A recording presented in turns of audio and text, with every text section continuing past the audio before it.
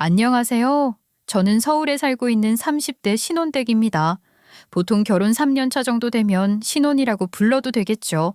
여러분, 저는 3년 동안 정말 기가 막힌 일을 수두룩하게 겪고야 말았습니다.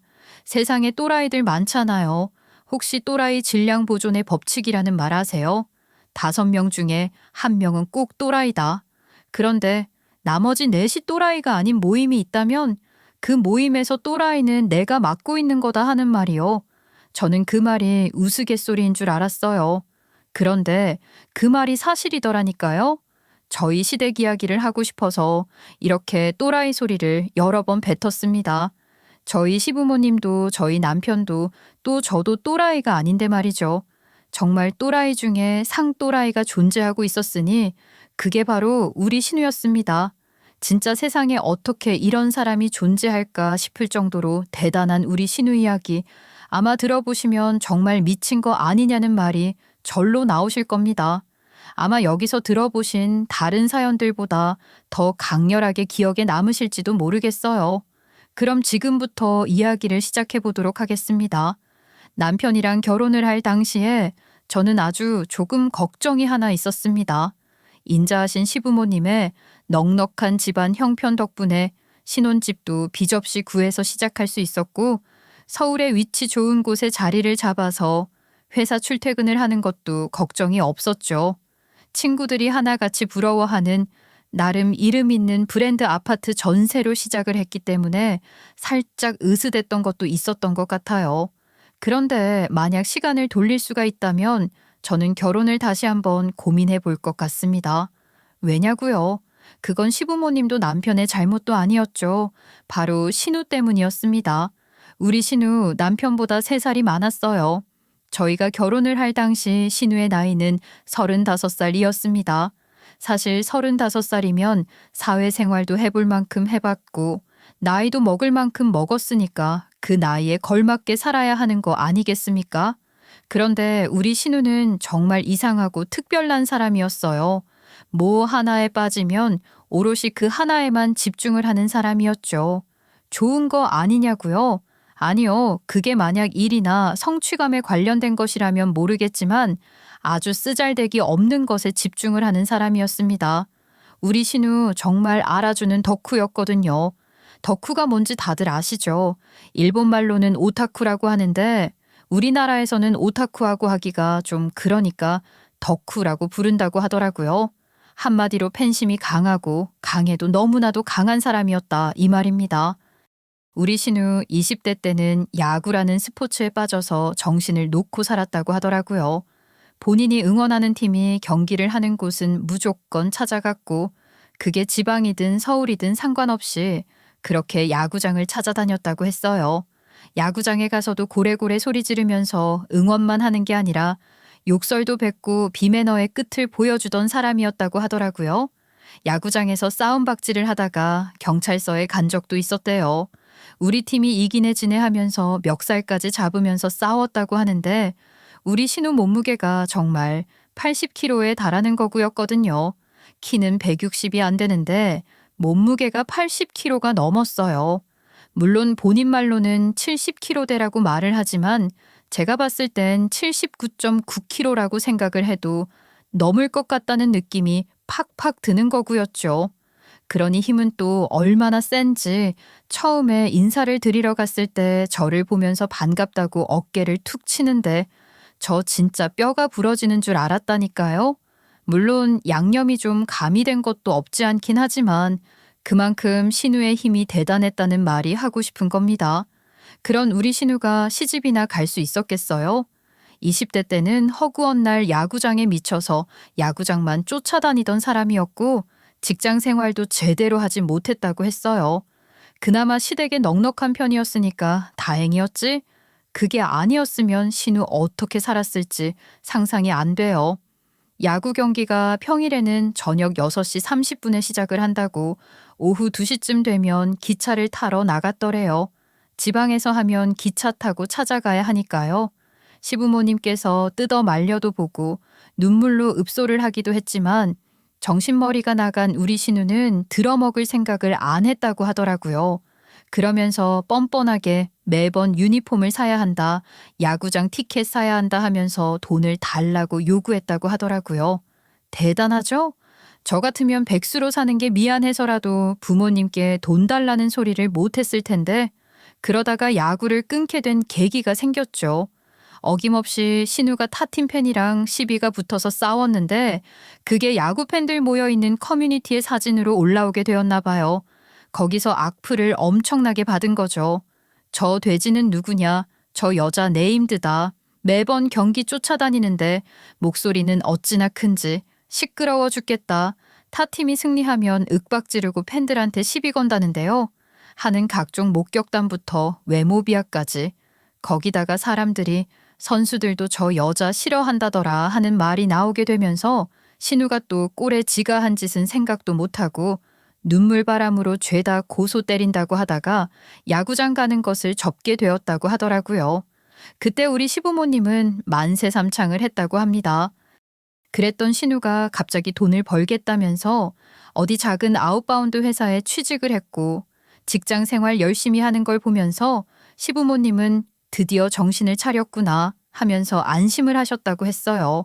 그런데 이 모든 것이 이날을 위한 빌드업이었을까요? 우리 신우 회사를 다닌 지 3년 차가 되었을 때 우연히 한 프로그램을 보고 눈이 확 돌아가게 된 것입니다. 그게 무엇이었냐고요? 바로 한창 유행하던 트로트 경연대회 같은 프로그램이었어요. 거기에 출연을 한 한 사람에게 푹 빠져서 소위 말하는 사생팬 같은 짓을 하기 시작한 겁니다. 그런데 그 가수 스케줄이 너무 바쁘고 국내도 해외도 내내 돌아다니느라 잘 볼 수는 없었나 봐요. 신우가 또 주제 파악을 제대로 하는 건지 오르지 못할 나무는 쳐다도 안 본다는 사상을 가지고 있었거든요. 그 가수를 가까이서 볼 수 있는 기회가 없으니까 금방 포기하고 말았죠. 그런데 그 트로트 가수를 쫓아다니던 시절에 지방에서 하는 무슨 공연을 갔다가 무명 가수 하나를 알게 된 것입니다. 인기 가수가 아니라 앨범이 있다고는 하는데 시중에서 구하기 어려울 정도로 몇 장 나오지 않은 무명 가수였어요. 그 가수가 느끼하게 생겼던데 신우의 마음을 확 사로잡은 거죠. 그때부터는 그 가수를 쫓아다니기 시작했습니다. 일도 그만두고 그 무명 가수를 유명하게 만들어야 한다면서 별의 별짓을 다 하더라고요. 서포터즈라고 하죠. 그 무명 가수를 위해서 퇴직금을 전부 다 쏟아부어서 TV도 선물하고 컴퓨터도 선물하고 아주 별 지랄을 다 했더라고요. 그러니 우리 시부모님 마음이 순탄하실 리가 있겠습니까? 저는 사실 그 모든 사실을 결혼을 하고 나서야 알았어요. 신우의 또라이 행각을 보고 전적이 확실해도 확실한 사람이겠다 싶은 생각에 남편을 쥐잡듯이 캐내니까 신우의 그런 행태를 말해 주더라고요. 처음에 남편의 입에서 이런 이야기를 들었을 때 진짜 얼마나 놀랐는지 말이 안 나오더라니까요. 아무튼 우리 신우 저랑 남편이 결혼할 때도 사건 하나 터뜨렸죠. 결혼식 축가를 저희가 다 알아서 섭외를 하고 준비했는데 신우가 저희랑 상의도 하지 않고 그 무명 가수를 초대한 겁니다. 갑자기 행복한 결혼식장에서 트로트가 울려 퍼지는데 이게 뭔 일인가 싶더라니까요. 너도 나도 황당해서 무명 가수가 누군지도 몰라서 눈치만 보고 있는데 우리 신우만 좋다고 박수를 치는데 그걸로 끝이면 말을 안 하겠어요. 결혼식이 끝나고 패백을 드리러 가는데 신우가 저를 붙잡더니만 황당한 소리를 하는 겁니다. 아, 왜 이렇게 돈 좀 줘봐. 아니다. 이렇게 가진 돈 없으면 내가 저기 축의금 통해서 돈 좀 빼갈게. 네? 아니, 형님, 그게 무슨 소리세요? 그럼 안 되죠. 나중에 누가 얼마를 냈는지 정산을 해야 하는데 형님 맘대로 왜 저희 축의금을 건드리세요? 아니, 우리 가수님 행사비 드려야 한단 말이야. 내가 얼마나 사정사정해서 부른 건데 올케가 이렇게 나오면 내가 곤란해. 얼른 행사비 좀 줘봐. 네? 가수님이요? 아니, 행사비는 또 뭐고? 아, 왜 아까 축가 불렀잖아. 우리 가수님이. 그거 행사비 드려야 한단 말이야. 내가 넉넉하게 행사비 드리겠다고 했어. 그러니까 빨리 돈 좀 줘봐. 아, 얼른. 아니, 형님이 불려놓고 왜 저희한테 돈을 달라고 하세요? 저희랑 상의를 한 것도 아닌데. 저 지금 패백 드리러 가야 해서 옷 갈아입어야 해요. 형님, 절대로 축의금통 건드리지 마세요. 제가 이렇게까지 말했는데 형님 마음대로 하시면 저 진짜 가만히 안 있을 거예요? 결혼식 날인데 저한테 그러시면 안 돼요. 그렇게 신신당부를 하고 갔다 왔는데 저희 친정엄마의 표정이 완전히 구겨져 있는 겁니다. 무슨 일인가 싶었죠. 솔직히 신우가 한 말이 있으니까 아무래도 돈통을 건드리기라도 했나 싶어서 친정엄마께 슬쩍 여쭈어 보니까 돈통에 손을 대려고 해서 우리 친정엄마가 말렸더니만 무명가수 행사비 좀 대신 내달라고 했다는 겁니다. 이게 말이나 되는 소린가요? 어떻게 이런 짓을 다른 사람도 아니고 사돈 어른께 할 수 있다는 말입니까? 진짜 저는 신우의 그런 모습에 기가 막혀서 무슨 말을 해야 할지 그냥 아무 말도 떠오르지가 않았어요. 미쳐도 틀림없이 단단히 미쳤구나 싶었죠. 남편에게 이야기를 하니 사색이 되어서 저희 친정어머니께도 사과를 드리고 신우에게도 지랄지랄 난리를 쳤죠. 근데 신우가 뭐라는 줄 아십니까? 오이케, 진짜 너무하네. 어떻게 이런 걸로 바로 일러바칠 수가 있어? 그냥 돈만 줬으면 되는 건데 꼭 이렇게 분란을 만들어서 나를 매장시켜야 속이 시원해? 여자의 적은 여자라더니 올케가 나한테 이럴 줄은 몰랐다. 누가 할 말을 지가 하는 건지 정말 돌아버리는 줄 알았습니다. 그런데 정말 다행인 것은 시부모님이 열정적으로 제 편을 들어주셨다는 것입니다. 시부모님이 보시기에도 신우가 정상처럼 보이지는 않으셨겠죠. 남자 가수에 미쳐서 잘 다니던 일도 그만두고 허구한 날 그 남자 가수 스케줄을 쫓아다니기 바빠서 집에도 잘 안 들어오는데 어느 부모가 제정신으로 보겠어요? 솔직히 나이도 한두 살 먹은 게 아니라 무려 35살이나 먹었는데요. 문제는 1, 2년 만에 끝이 난 게 아니었어요. 제가 결혼 생활을 한 지 3년 차가 될 때까지도 신우의 덕질은 멈추지 않았다 이 말입니다. 내가 정말 속상해 죽겠다. 쟤 어제도 집에 안 들어오더니 오늘 아침에서야 기어 들어와서는 2시간 자고 또 나간 거 있지? 아니 집에 왔으면 씻기라도 하지. 몸뚱아리도 큰 주제에 씻지도 않고 양치만 하고 나가는데 내가 어딜 가냐고 물어보니까 그 가수가 오늘 생일이라나 뭐라나 생일 선물 줘야 한다고 또 커다란 쇼핑백 하나 짊어지고 나갔어. 내가 정말 답답해서 카드고 뭐고 다 끊어버리고 싶은데 그러면 나가 죽겠다느니 뭐니 폐악을 부리니까. 저 어머님, 제가요 조심스럽게 의견을 하나 내자면 강력하게 따끔하게 말을 하셔야 될 것 같아요. 매번 그렇게 형님한테 져주시니까 형님도 누의 자리 보고 다리 뻗는 거 아니겠어요? 제가 봤을 땐 주변에서 아무도 뭐라고 안 하고 냅두니까 형님이 더더욱 아무렇지 않게 그런 행동을 하시는 것 같아요. 답답한 소리 내가 안 해봤겠니? 지난번에는 카드 정지를 시켰더니 내 지갑에서 카드를 훔쳐서 갔더라. 평소에는 카드값 이거저거 해서 200만 원 쓰는 애가 열이 받았다면서 글쎄 800만 원어치를 긁었지 뭐야. 우리 남편이 머리 팍팍 밀어서 절에 들여보낸다고 노발대발. 아유 내가 못 살아 정말. 시어머니께서도 해볼 만큼 다 해봤지만 고쳐지지 않는다면서 그냥 포기하고 저렇게 살게 냅두는 게 마음이 편안하다고 했어요. 우리 신우 건드리면 2배로 발광하는 성격이었거든요. 저 결혼한다고 했을 때도 처음에는 반갑다고 그렇게 좋아하더니만 결혼식 날 제가 그 행사비 안 줬다고 미움을 제대로 샀더라고요. 저만 보면 못 잡아먹어서 안달인 사람처럼 구는데 오죽하면 남편이 시부모님께 선언을 했어요.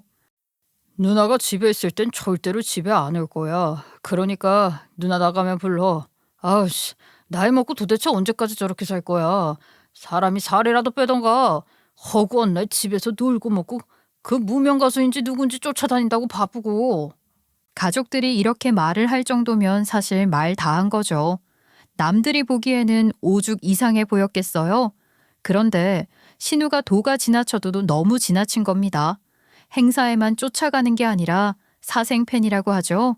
집 앞에서 24시간 기다리면서 얼굴 좀 보여달라 사랑한다 하다가 주변에서 민원도 들어오고 그 가수가 직접 나와서 신우한테 제발 집에 좀 가라고 부탁을 했다던데 우리 신우 그걸 자랑이라고 하고 있더라고요.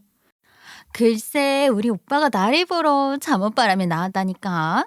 집 앞에서 6시간을 기다린 보람이 있었어. 내가 그 기공자 같은 얼굴 한번 보려고 얼마나 기다렸는지. 그런데 얼굴 한번 딱 보고 나니까 그 기다린 시간이 하나도 아깝지 않더라니까. 아, 네? 6시간이나 기다렸다고요? 이렇게 날이 추운데요? 형님, 그러다가 감기라도 걸리시면 어쩌려고요? 건강도 생각하셔야죠. 감기? 아이, 그게 뭐가 대수야? 우리 오빠 얼굴 한 번이라도 볼 수 있으면 상관없지. 오빠가 나한테 집에 가라고 그러던데 얼굴에 걱정이 가득하더라니까. 나 감기 걸릴까 봐 그런 것 같아. 아유, 이렇게 자상한 남자라니. 누구 남자인지 진짜 대단하지 않니? 근데 형님, 그 가수 형님보다 어리지 않아요? 자꾸 오빠 오빠 하면 그 가수가 불편해하지 않아요? 저는 좀 기분이 이상할 것 같은데. 잘생기면 다 오빠라는 말 몰라? 아무튼 나를 보겠다고 직접 잠옷 입고 나와서 집에 가라고 해주는 센스. 아유, 정말 누구 가수인지 너무 자상하지 않아? 아, 내 가수라 그래. 내 가수. 저는 솔직히 비웃음이 먼저 나왔어요. 신우 생각해서 집에 가라고 했겠어요? 며칠 동안 집에도 안 가고 오빠 오빠 외쳐서 민원까지 들어오는 마당에 빨리 치워버리고 싶으니까 가라고 했겠죠. 그렇게라도 안 하면 며칠을 더 밤을 지새울지 모르는 거니까요. 그런데 정말 예상치 못한 일이 벌어졌어요. 신우가 시댁에서 쫓겨나게 된 것입니다. 무슨 일이 있었는지 자세하게는 모르겠지만 아마 시아버지께서 신우에게 집을 나가라고 한 것 같았어요. 신우가 워낙 연예인에 미쳐 있으니까 일도 안 하고 집에도 안 들어오고 하루 종일 컴퓨터 앞에서 우리 오빠 하고 있으니 얼마나 한심했겠습니까? 그러니까 그런 신우에게 정신병원에 가보라고 말을 했나 봐요. 너 이거서 자꾸 이렇게 허튼 짓 하면서 한량으로 살 거면 집을 나가. 아니면 정신병원에 가서 치료 상담이라도 받아보고 입원이라도 해.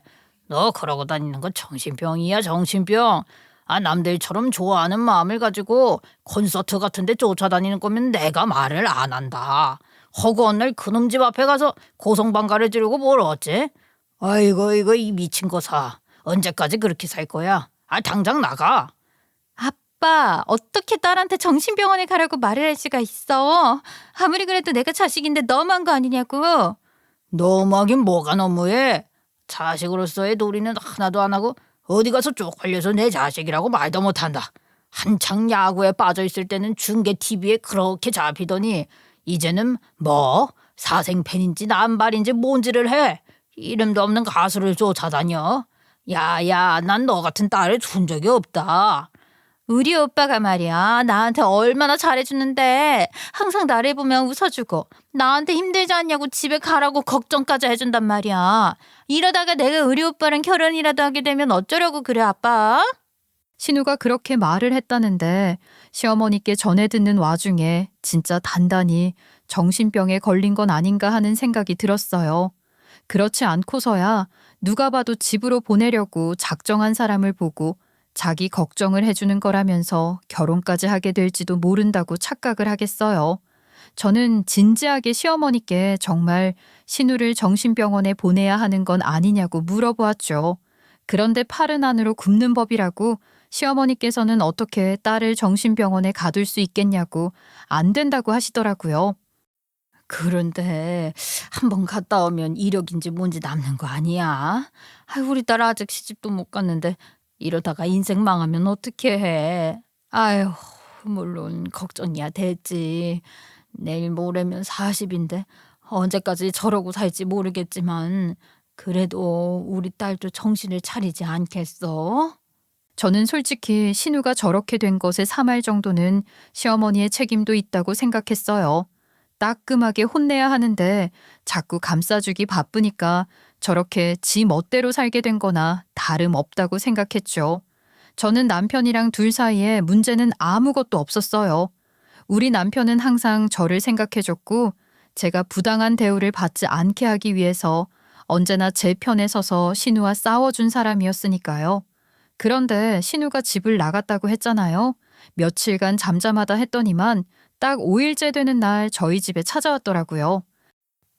형님, 저희 집에는 무슨 일로 찾아오셨어요? 오늘 오신다는 연락도 못 받았던 것 같은데. 그 반응은 뭐야? 왜? 내가 오면 안 될 곳에 오기라도 했나?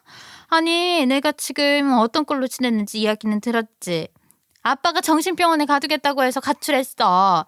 내가 이 나이에 정신병원에 들어가서 살 수는 없는 거 아니겠어? 아휴.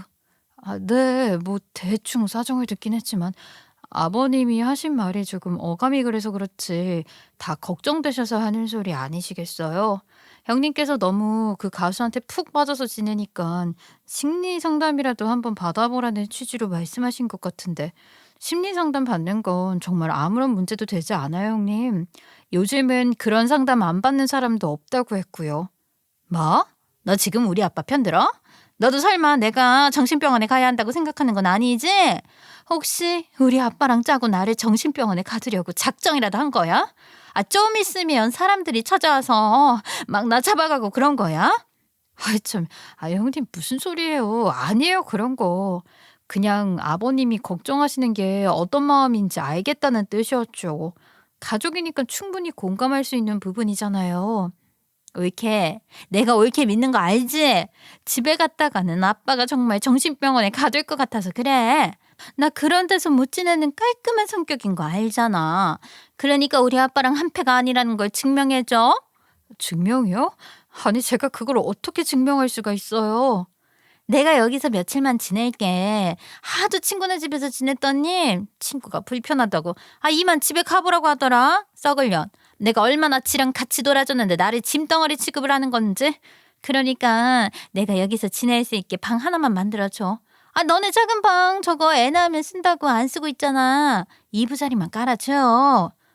네? 저희 집에서 지내시겠다고요? 형님, 그러지 마시고 시부모님께 죄송하다고 하고 집으로 돌아가세요. 원래 집 나오면 고생이라고 하잖아요. 저는 집으로 돌아가시는 게 좋을 것 같은데. 내가 간다고 아빠가 화를 풀어줄 것 같아? 절대 아니야. 그냥 여기서 며칠 지내다가 눈치 보고 쓱 들어갈 테니까 있게 해줘. 작은 방을 쓰시겠다고요? 저기 저희가 도배도 새로 해놓고 그 방은 저희도 지금은 비워두고 있는 방인데. 어머 웃겨 정말. 내가 뭐 낙서라도 할까 봐? 걱정을 하지 마. 나 친구 집에서 5일간 지낼 때도 청소 내가 다 해놓고 그랬어. 그러니까 민폐는 절대 안 끼칠 거야. 그렇게 막무가내로 밀고 들어와서는 방을 내놓으라고 하는데 순간 내쫓을 타이밍을 놓치고 말았어요. 그 커다란 거구가 저를 밀고 들어오는데 제가 어떻게 막을 수가 있겠어요? 그래서 결국 신우랑 며칠을 지내게 되었죠. 우리 신우 청소 하나만큼은 자신 있다고 그렇게 말을 하더니만 청소는커녕 집을 완전히 돼지우리로 만들어 놨더라고요. 제가 분명히 작은 방은 아이가 생기면 쓸 방이라 도배도 다 해놨다고 말을 했었음에도 불구하고 우리 신우 저랑 남편이 출근을 한 사이에 그 방에서 담배를 뻑뻑 피워놨더라고요. 아니 이게 무슨 냄새야? 형님 혹시 방에서 담배 피우셨어요? 이거 담배 냄새 맞죠? 안기 시킨다고 시킨 건데 냄새가 좀 나나 봐. 내가 향수 뿌리면 괜찮아. 여기 저희 아이 태어나면 쓸 방이라고 그렇게 말씀을 드렸는데 아니 벽에 이건 뭐예요? 어머 이 그을림 자국 설마 담배 자국이에요? 이거 도배 다 새로 한 건데. 내가 담배 피우다가 모르고 그거 담배잔데 내가 나중에 물티슈로 쓱쓱 닦아 놓을게. 이런 거는 생활하다 보면 다 남는 자국 아니겠어? 내가 아주 팍팍 지우면 돼. 걱정 마. 형님 정말 너무하신 거 아니에요? 어떻게 일주일 동안 집에서 지내면서 쓰레기통 한 번을 안 비우고 방 꼬라지는 이게 뭐예요? 제가 진짜 해도 너무하다는 생각이 절로 드네요. 옳게 지금 뭐라고 그랬어? 꼬라지? 너 말 다 했어? 지금 나한테 꼬라지라고 한 거야? 어떻게 손 아래 사람이 손위 사람한테 그런 말을 써? 그런 말이라뇨. 제가 뭐 잘못 말했어요? 형님께서 쓴 방을 보세요. 아니 이거 컵라면 이거 먹고 치우지도 않고 이렇게 두시면 어떡해요. 여름이 아니라서 다행이지 날파리 꼬이고 할 텐데. 야, 너 지금 나 더럽다고 눈치 주는 거야? 세상이 진짜 말세다. 어떻게 올케가 나한테 더럽다고 눈치를 줘? 올케는 뭐 얼마나 깨끗하게 하고 산다고. 네, 눈치 주는 거예요. 아니, 집에 들어와서 사람 불편하게 만들었으면 눈치라도 있어야 하는 거 아니에요? 집 청소를 잘 안 해, 뭐 안 해 하더니 손 하나 까딱 안 하고. 형님 방에서 이상한 냄새 나요. 호레비가 있는 것도 아닌데 이상한 냄새가 진동을 한다고요. 제발 나가주세요, 제발요. 안 그러면 저 진짜 시아버지께 연락 드릴 거예요. 이번에야말로 형님 머리카락 빡빡 밀려서 절에 들어가게 될 수도 있다고요.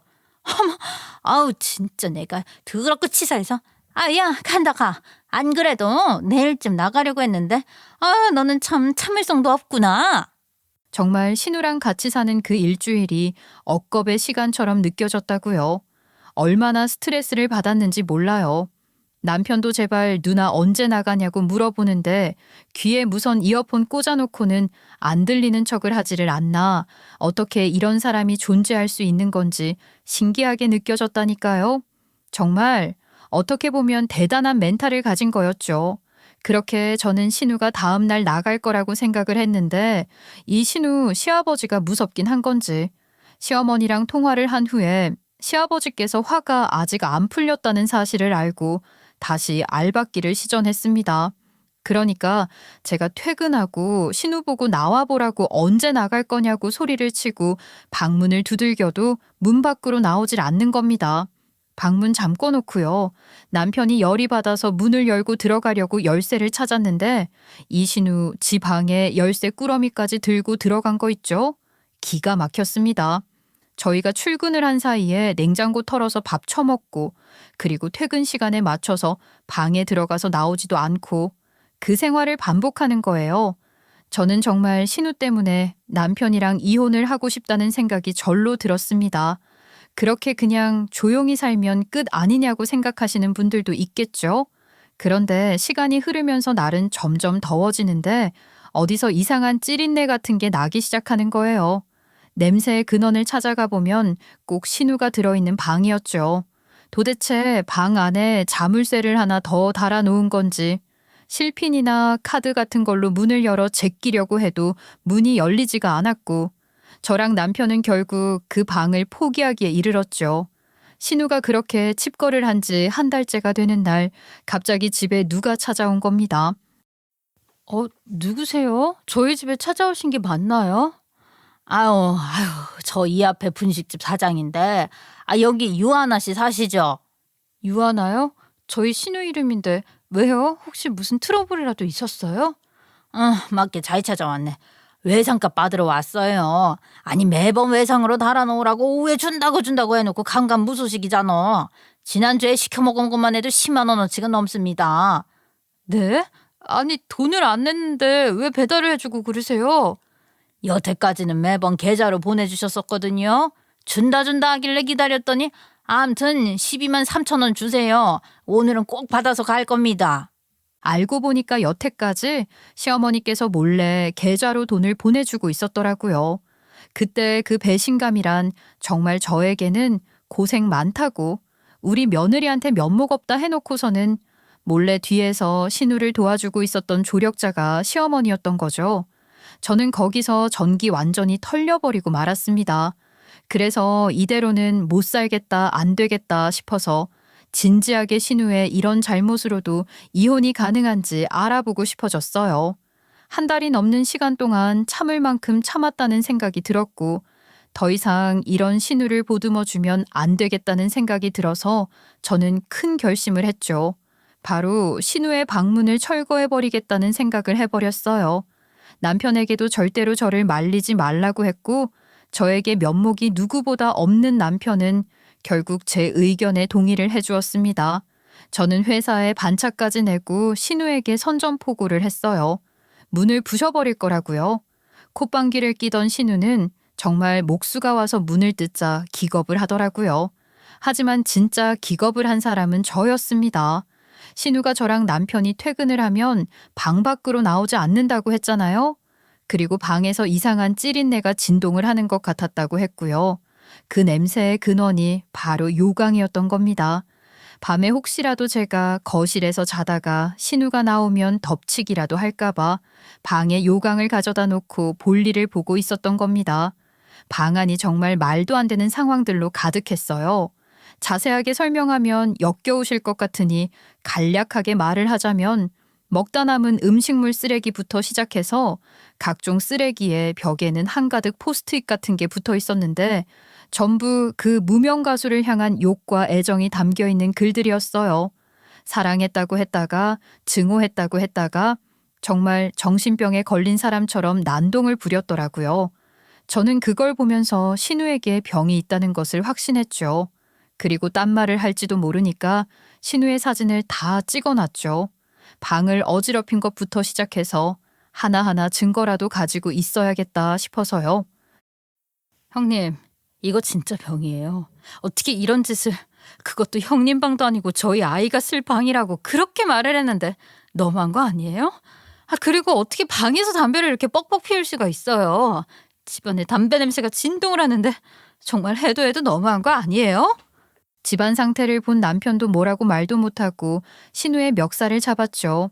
그 사이에 살이 더 찐 건지 턱이랑 목이랑 구별이 안 가는 신우는 남편에게 멱살을 잡힌 채로 어쩔 줄 몰라 했어요.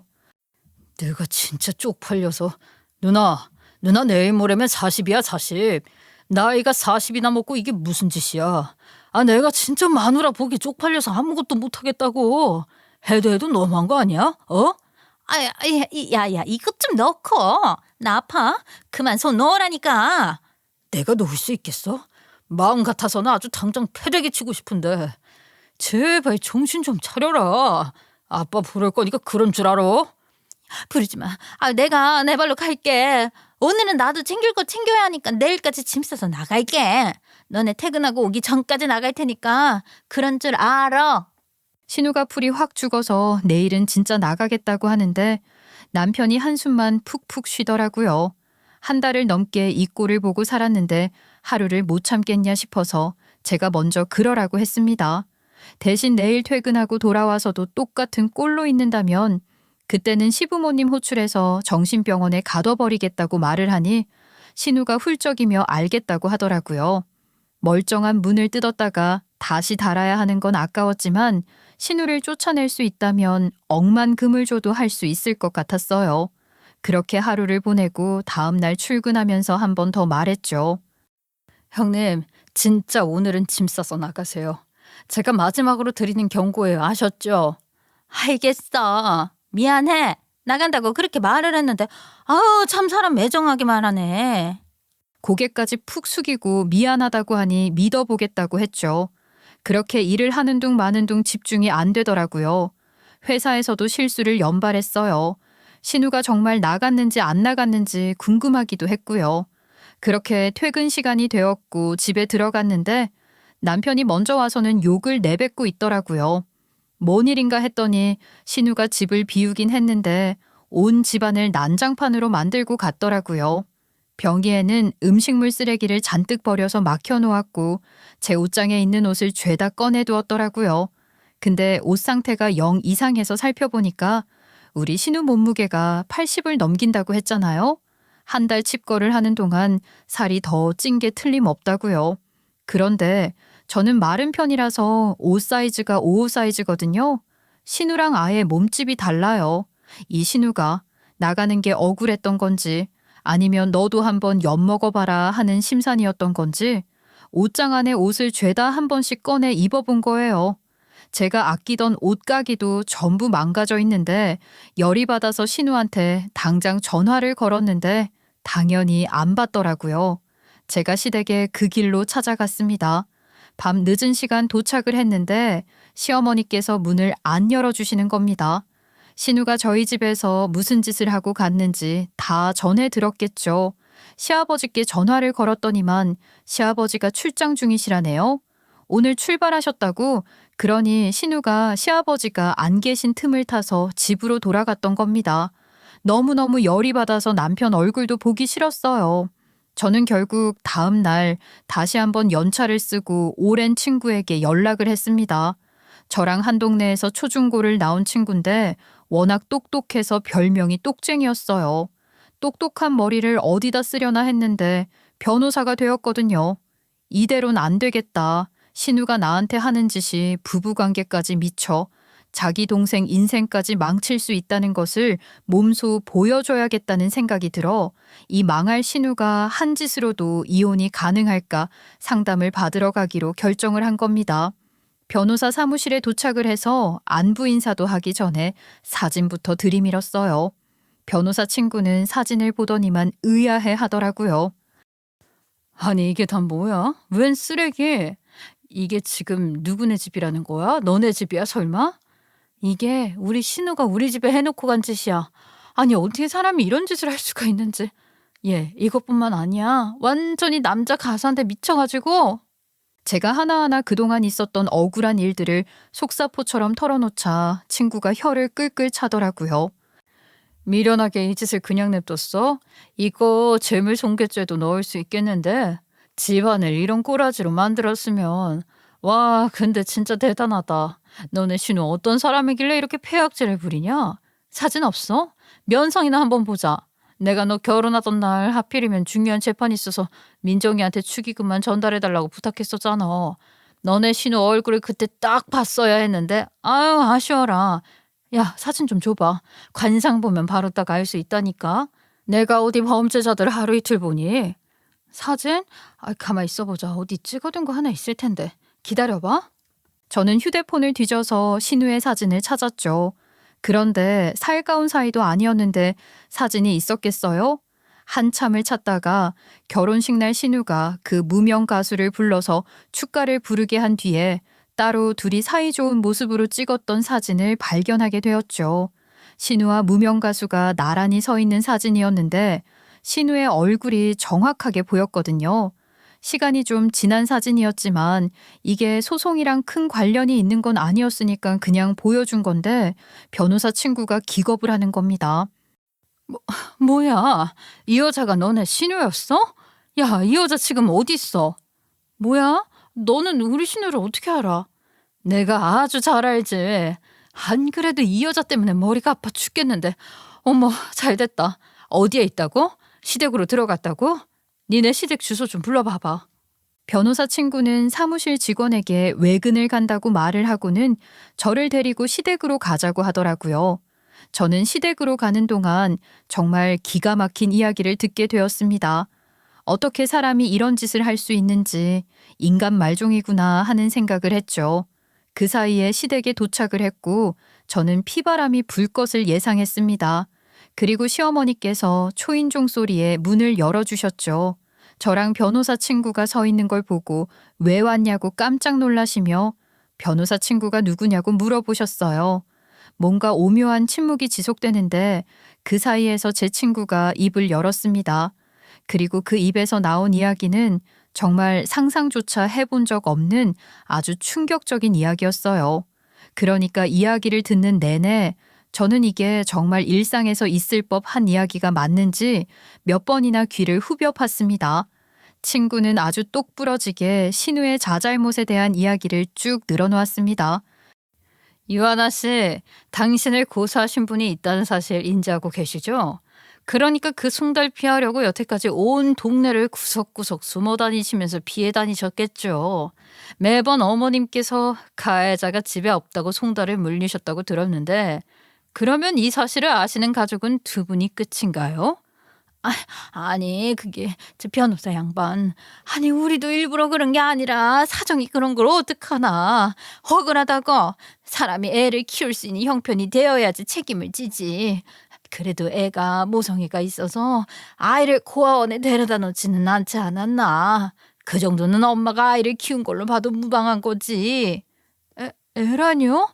아니 갑자기 어디서 엄마 모성애 이야기가 나와요. 형님 결혼했어요? 아니잖아요. 애가 있다니. 설마 형님 사고 친 적 있는 거예요? 그래. 희판사판 이렇게 된 거. 아유 속 시원하게 다 말해버리자. 손녀딸이 하나 있다. 그런데 우리 남편은 몰라. 알면 죽었어. 그동안 꽁꽁 숨겨서 나름 도와줄 거 도와주고 먹이고 입히면서 학교도 졸업시켜 놨더니 아유 지 어미를 고소해. 아주 배응망덕한 기집애 같으니라고.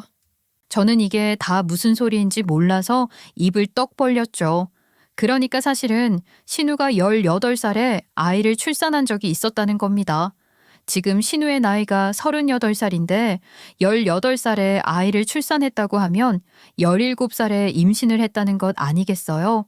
저는 진짜 상상조차 못했던 일이었습니다. 우리 신우 앞서 이야기를 했듯이 엄청난 돼지 뚱뚱보거든요. 여태까지 연애를 해본 적은 있었을까 싶을 정도로 솔직하게 말하면 위생에 대한 개념도 없고 본인을 꾸밀 줄도 모르는 사람이었어요. 그런데 그런 신우가 18살에 출산을 했다고 하는데 믿어지겠냐고요. 저는 시어머니를 한번, 신우를 한번 번갈아 가며 쳐다보면서 이게 다 사실인가 캐묻는 눈빛을 보냈는데 둘 다 제 시선을 피하는 걸 보면 진짜인 듯 했어요. 알고 보니까 신우가 소아비만 출신으로 어릴 때부터 뚱뚱 보여서 17살에 임신을 하고 18살에 출산을 할 때까지 가족들을 속일 수가 있었대요.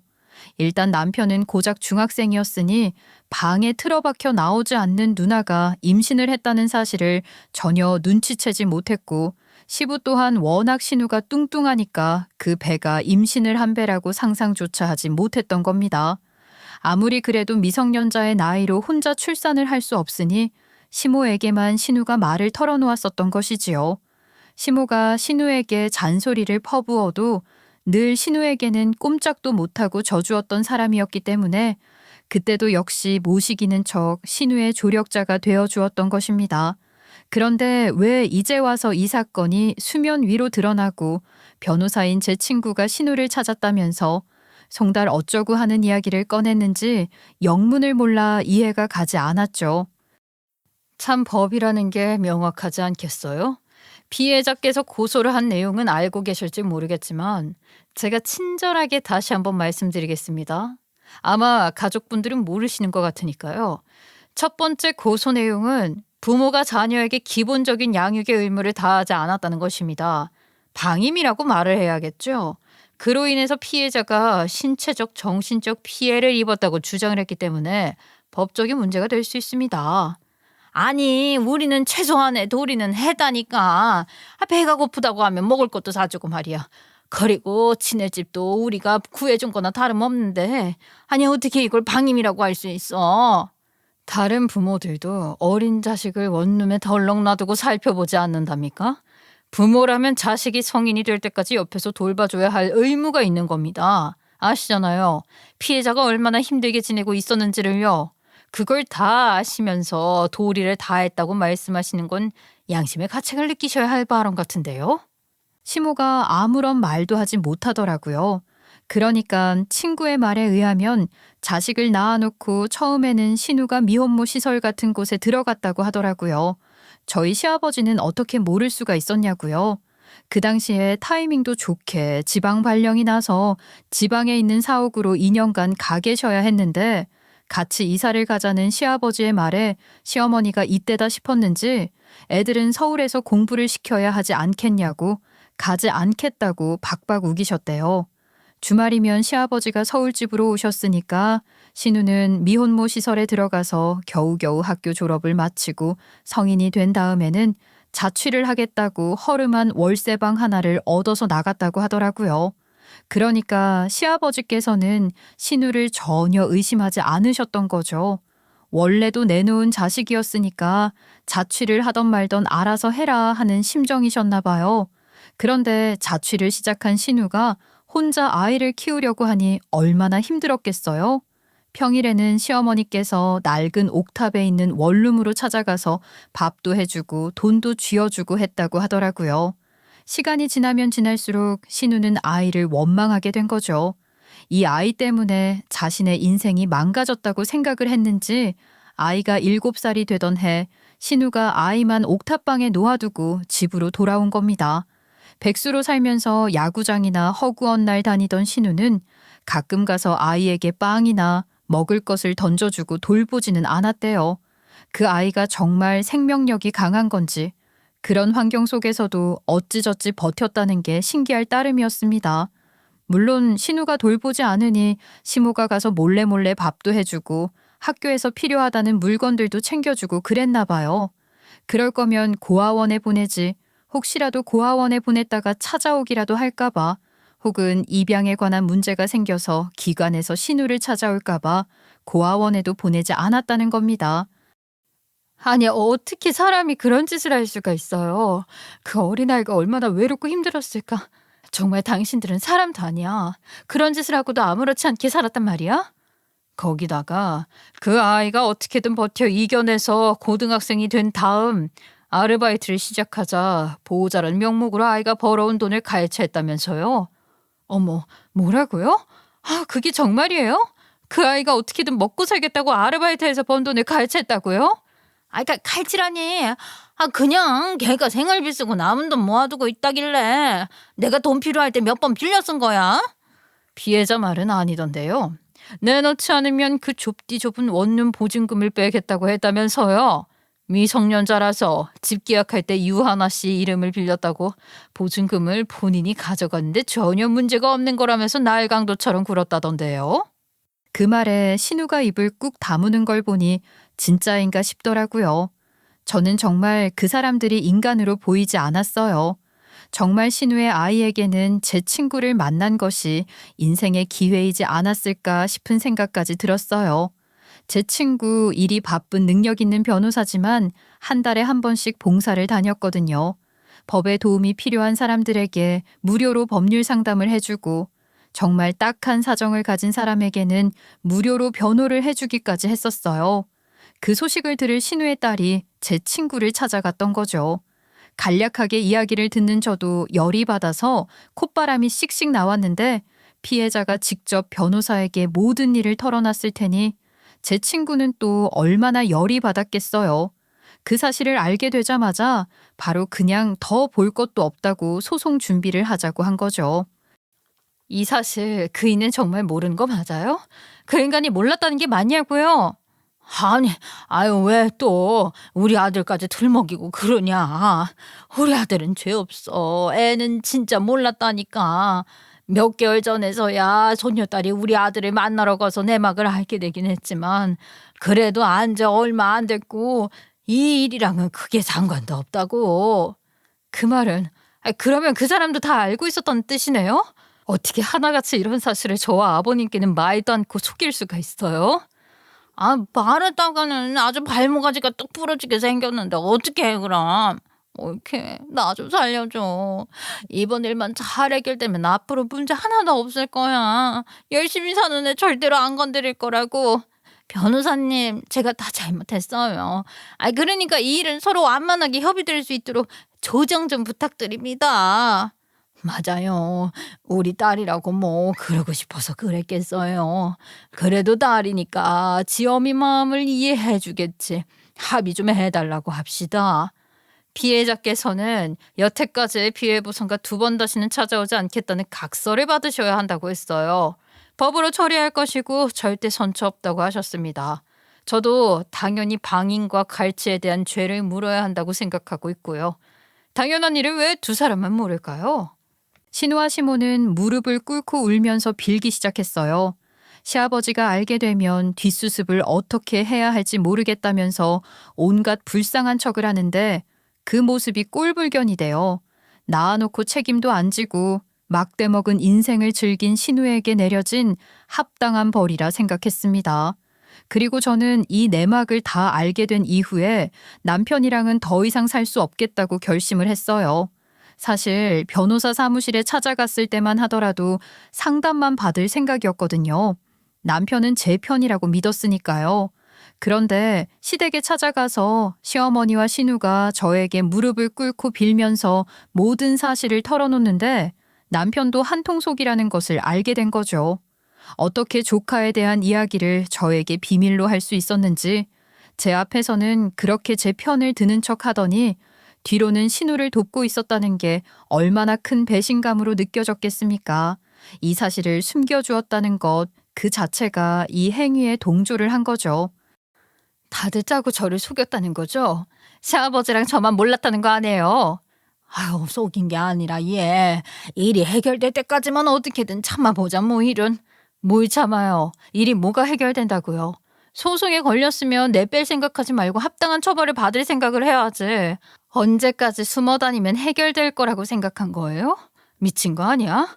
아이를 낳고 책임지지 않아서 방임죄를 묻게 된 데다가 코 묻은 아이 돈까지 갈지? 이제는 재물손괴죄까지 들어갈 거예요? 재물손괴?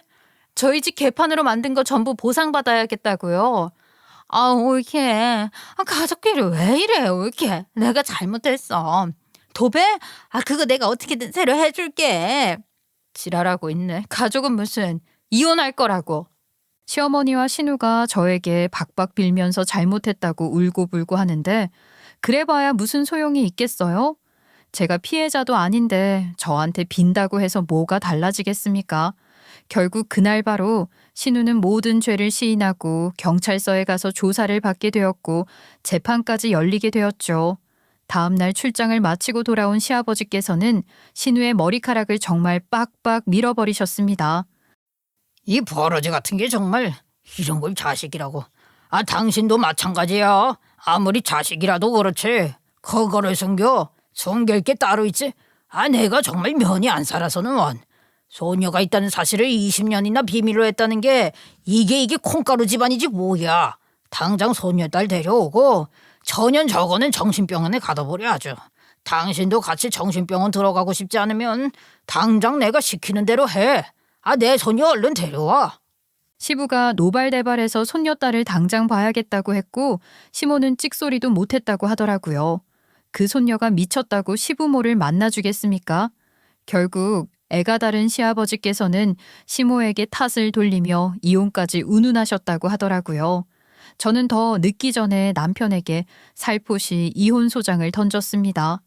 남편은 이런 일로 무슨 이혼이냐고 말도 안 된다고 항변을 했지만 변호사를 통해서 이미 신우의 계집거리가 이혼 사유가 된다는 것을 알게 되었는데 제가 피할 이유가 있겠습니까? 남편도 처음에는 안 된다고 화를 내고 울고불고 빌기도 하고 하다가 결국에는 제가 강경하게 이혼을 하겠다고 나오니 협의 이혼해주겠다고 하더라고요. 아무래도 지 누나가 쪽팔려도 너무 쪽팔렸겠죠. 저희 친정도 난리가 났었고요. 결국 신우는 재판 끝에 집행유예가 나오긴 했지만 시아버지의 분노로 인해서 정신병원에 들어가게 되었습니다. 저는 집행유예가 나온 것도 어이가 없었습니다만 시아버지께서 피해자인 손녀딸에게 금전적인 보상을 지급하겠다고 했다네요. 그게 신우를 위해서 한 것이 아니라 없이 살며 힘들게 자랐을 손녀를 위한 행동이라는 걸 저는 알았죠. 다른 가족들 전부 시아버지의 결정에 반대를 못했다고 하네요. 사실 저도 그게 맞다고 생각하고 있었고요. 저는 남편과 아이가 없어서 한 달 만에 협의 이혼이 성립되긴 했지만 이 인간 아직도 저에게 잘못했다는 연락이 옵니다. 조만간 휴대폰 번호도 바꾸려고 해요. 3년간의 결혼 생활 정말 스펙타클하게 마무리하게 되었습니다. 여러분 정말 저 제대로 똥 밟은 거 맞죠? 그래도 똥 처리 잘 했다고 희망찬 댓글 부탁드립니다.